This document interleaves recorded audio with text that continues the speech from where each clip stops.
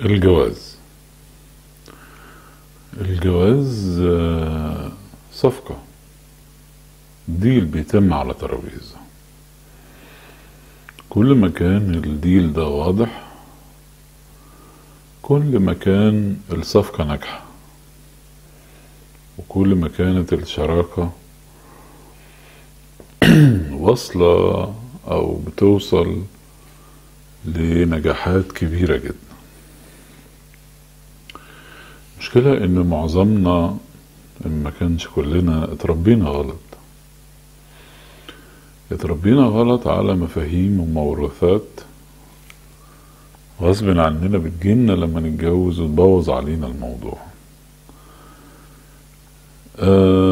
البنت مثلا كل ما تتمنى حاجة، كل ما تفتح بقها في حاجة، نفسي لما تتجوزي. طب عايزة أسافر لما تتجوزي.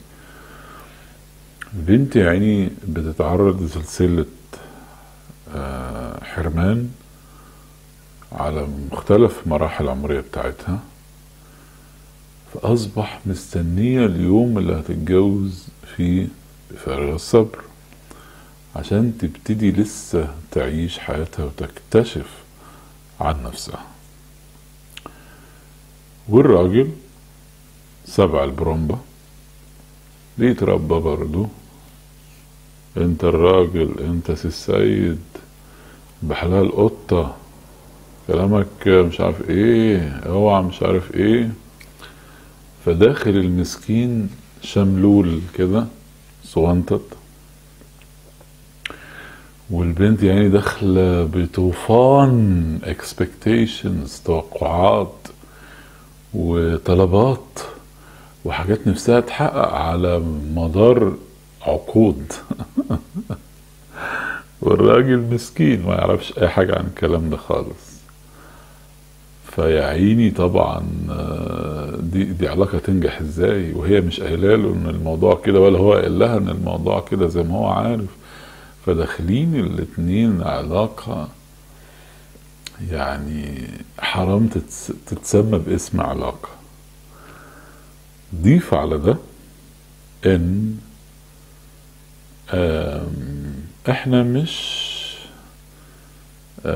منصفين. we are not honest. يعني اقابلك احب حاجات فيك وفي حاجات ما احبهاش.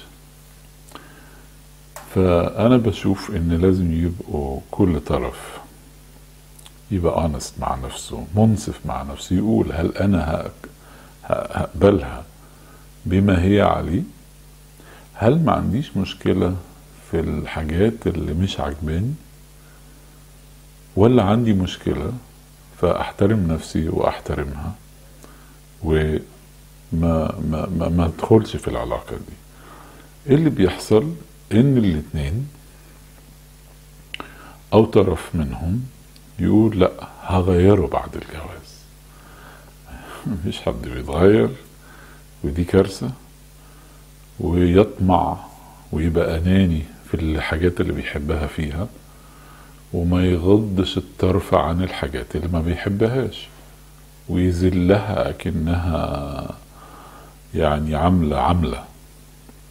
فأنا بشوف إن هو ما كانش honest مع نفسه قبل ما يكون مش honest معاها، وإن ده كده خيانة للعهد اللي بينهم. تخيلوا الاتنين كل واحد داخل بقى حاطط ورا ظهره سكين عايز يغير التاني، فطبعا بتبقى كارثة. علاقة فيها تربص، محدش عارف ولا حد قايل للتاني يعني. انا وجهة نظري ان الجواز مشروع انساني بحت قائم على الانسانيات. ربنا سبحانه وتعالى لما قال وجعلنا بينكم مودة ورحمة ما قالش حب. انتوا الاتنين تحبوا ربنا، ولكن اللي بينكوا المودة والرحمة انسانيات. تمام؟ فتخيلوا كده لو انا النهاردة مختار ب80% من الموضوع بعقلي و20% بقلبي، وحد تاني مختار 80% بقلبه و20% بعقله. طيب يا ترى ايه اللي هيحصل؟ تعالوا اللي بتاع القلب ده اتخانق، زعل، الزعل فين؟ في القلب، في مكان القرار، فيلا انا عايز اطلقها، انا مش طايقها. طيب اللي اختار 80% بالعقل و20% بالقلب او بالعاطفة يتخانقوا، الوجع في القلب، فالعقل يرد على القلب يقوله لا ده دي اللي انت اخترتها تكمل معاها حياتك، ودي الست اللي مش عارف ايه، وده الراجل ايه، فتمشي الامور. ده اللي بيقوم عليه الجواز الناجح.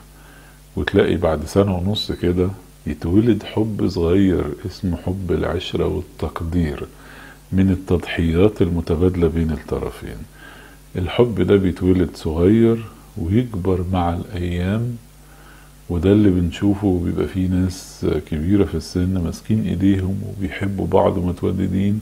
ده مش الحب الأفلاطوني. الحب الأفلاطوني عمره قصير ومربوط بغريزة، فده لما بيحصل في الجواز بيقل ومتغير، بيطلع وينزل. حب العشرة والتقدير ما بيطلعش ولا بينزل، هو بينمو مع الأيام وبيتولد نتاج للتضحيات. أتمنى لما نختار يبقى في الجزء العقلاني أكبر من الجزء الأفلاطوني. وأتمنى التوفيق لكل الناس ويبقى عندهم جواز سعيد.